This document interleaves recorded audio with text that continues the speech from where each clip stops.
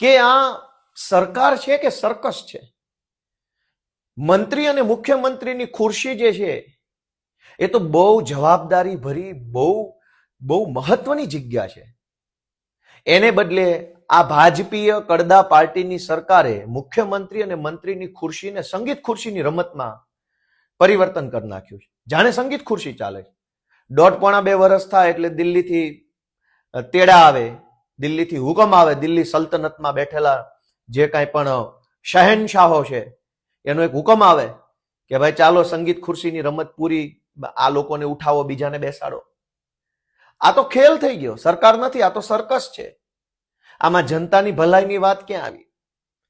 જે દિવસે આ લોકોને મંત્રી બનાવવામાં આવ્યા હતા તે દિવસે તો આમના બહુ ગુણગાન ગાવામાં આવ્યા હતા. ટીવીમાં, છાપામાં ભાજપીય કડદા પાર્ટીની સરકારના પ્રવક્તાઓ બહુ ગુણગાન ગાયા કે ફલાણા ભાઈમાં આ ક્ષમતા છે એટલે મંત્રી બનાવ્યા, ફલાણા ભાઈમાં પેલી ક્ષમતા છે એટલે મંત્રી બનાવ્યા, ફલાણા ભાઈ 1985 થી આમ કરતા હતા એટલે આમ બનાવ્યા, ઓલા ભાઈ 1976 થી આમ કરતા હતા એટલે આમ બનાવ્યા. આવા બહુ વખાણ કર્યા.